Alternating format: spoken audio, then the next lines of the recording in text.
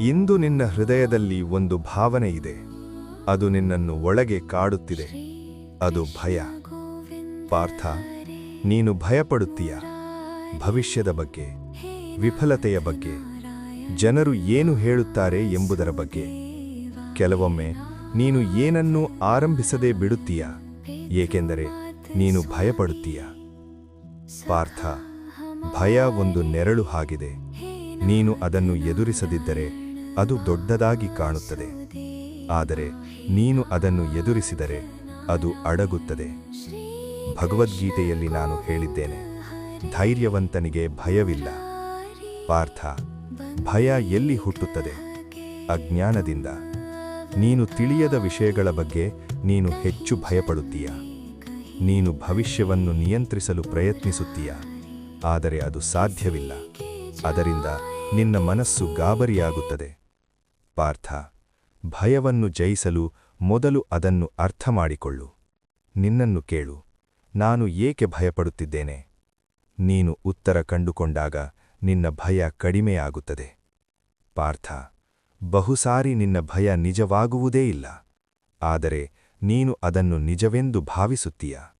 ಇದು ನಿನ್ನ ಮನಸ್ಸಿನ ಆಟ. ಪಾರ್ಥ, ನೀನು ಭಯವನ್ನು ಜಯಿಸಲು 3 ಮಾರ್ಗಗಳನ್ನು ಅನುಸರಿಸು. ಮೊದಲದು, ಸತ್ಯವನ್ನು ಸ್ವೀಕರಿಸು. ಜೀವನದಲ್ಲಿ ಎಲ್ಲವೂ ನಿನ್ನ ನಿಯಂತ್ರಣದಲ್ಲಿಲ್ಲ. ಇದನ್ನು ಒಪ್ಪಿಕೊಂಡಾಗ ನಿನ್ನ ಭಯ ಕಡಿಮೆಯಾಗುತ್ತದೆ. ಎರಡನೆಯದು, ಪ್ರಯತ್ನ ಮಾಡು. ನೀನು ಭಯದಿಂದ ಓಡಿದರೆ ಅದು ಹೆಚ್ಚಾಗುತ್ತದೆ. ನೀನು ಅದನ್ನು ಎದುರಿಸಿದರೆ ಅದು ಕಡಿಮೆಯಾಗುತ್ತದೆ. ಮೂರನೆಯದು, ನಂಬಿಕೆಯಿಡು.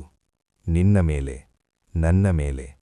ಪಾರ್ಥ, ನೀನು ನಿನ್ನನ್ನು ನಂಬಿದರೆ ನೀನು ಧೈರ್ಯವಾಗುತ್ತೀಯ.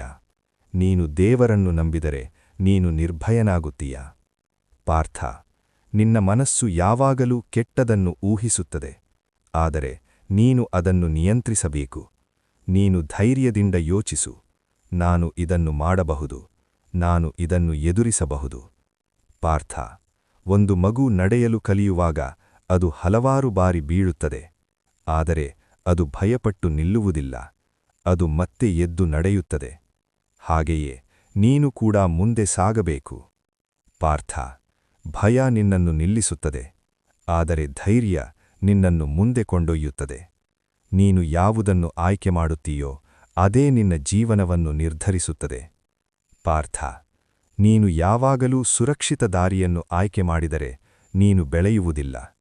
ನೀನು ಸವಾಲುಗಳನ್ನು ಎದುರಿಸಿದಾಗ ನೀನು ಬಲಿಷ್ಠನಾಗುತ್ತೀಯ. ಪಾರ್ಥ, ನಿನ್ನ ಜೀವನದಲ್ಲಿ ಬೆಳಕು ಬೇಕಾದರೆ ನೀನು ಅಂಧಕಾರವನ್ನು ಎದುರಿಸಬೇಕು. ನೀನು ಭಯವನ್ನು ಎದುರಿಸಿದಾಗ ನೀನು ಸ್ವಾತಂತ್ರ್ಯವನ್ನು ಅನುಭವಿಸುತ್ತೀಯ. ಪಾರ್ಥ, ನೀನು ಒಬ್ಬನೇ ಅಲ್ಲ, ನಿನ್ನ ಪ್ರತಿಯೊಂದು ಭಯವನ್ನು ನಾನು ನೋಡುತ್ತಿದ್ದೇನೆ. ನೀನು ಕುಗ್ಗಿದಾಗ ನಾನು ನಿನ್ನ ಜೊತೆಯಿದ್ದೇನೆ. ನೀನು ಧೈರ್ಯದಿಂದ ಒಂದು ಹೆಜ್ಜೆ ಹಾಕಿದರೆ ನಾನು ನಿನ್ನನ್ನು ಮಾರ್ಗದರ್ಶನ ಮಾಡುತ್ತೇನೆ.